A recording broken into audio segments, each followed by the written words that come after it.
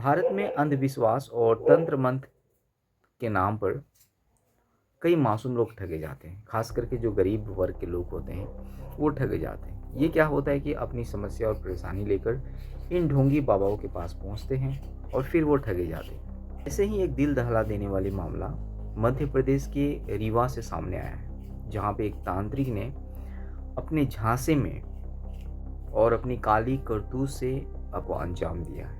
रीवा जिला में एक सुहागी थाना क्षेत्र में एक 20 वर्षीय महिला काफ़ी दिनों से बीमार चल रही थी, काफ़ी बीमार पड़ रही थी वो।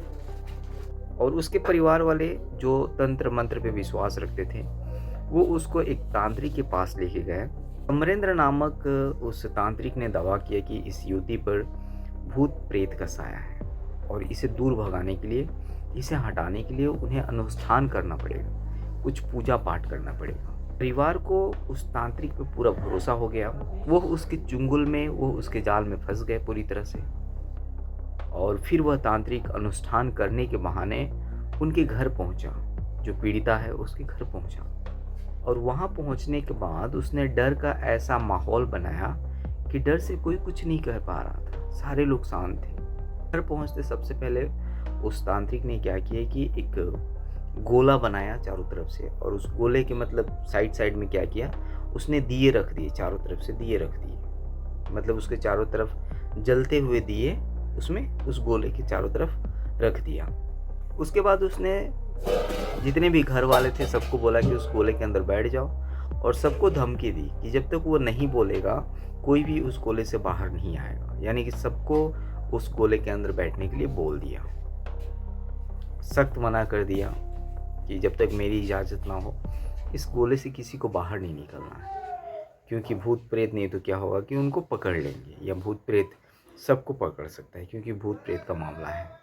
अब अंधविश्वास में लोग इतने मतलब फंस गए थे कि वो बिना कुछ कहे, बिना कुछ समझे वो उस गोले के अंदर जाके बैठ गए, चुपचाप बैठ गए, कुछ कह भी नहीं सकते क्योंकि सारे लोग में अंधविश्वास था। उनको मानना था कि नहीं, जो ये तांत्रिक बोल रहे हैं वो सही है। उसके बाद वो तांत्रिक ने उस युवती को झाड़ फूक के बहाने दूसरे कमरे में ले गया और वहां ले जाकर वह दुष्कर्म किया उसके साथ। तांत्रिक की हैवानियत की शिकार लड़की ने किसी तरह से हिम्मत जुटाकर अपनी आप बीती अपने परिवार वालों को सुनाया कि देखो मेरे साथ ऐसा हुआ, तांत्रिक ने मेरे साथ ऐसा काम किया। लड़की की बात सुनकर जितने भी घर वाले थे सारे पुलिस के पास पहुंचे और पुलिस को सारी बातें बताई। लेकिन जब तक तांत्रिक वहां से भाग चुका था, वो फरार हो चुका था। हालांकि पुलिस ने तेजी से कार्रवाई करते हुए उस तांत्रिक को गिरफ्तार कर लिया और उसे जेल भेज दिया। तो दोस्तों, इस घटना से क्या सीख मिलता है? हम क्यों हम इतना अंधविश्वास पर विश्वास करते हैं?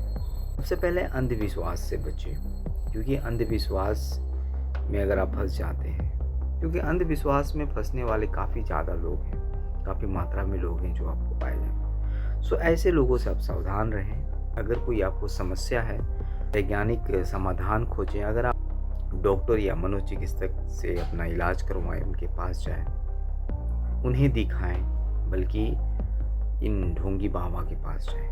ये इस तरह की जो अंधविश्वास से बचने के लिए ना शिक्षा बहुत ज़रूरी चीज़ है। आपके पास शिक्षा जो है ना वो एक हथियार है जो आपकी इन चीज़ों से बचा सकता है। खुद भी जागरूक बने और अपने आसपास के लोगों को भी आप जागरूक करते रहें इन सब के बारे में। अगर कोई तांत्रिक या बाबा आपको गलत तरीके से किसी का शोषण कर रहा है या इस्तेमाल कर रहा है तो आप उसे पुलिस को तुरंत सूचित करें, पुलिस को ज़रूर इसके बारे में बताएं। तो ये सिर्फ मध्य प्रदेश की रीवा की कहानी नहीं है, बल्कि हमारे देश में हज़ारों ऐसे लोग हैं जो इन तंत्र मंत्र के चक्कर में, इन बाबाओं के चुंगल में फंस जाते हैं।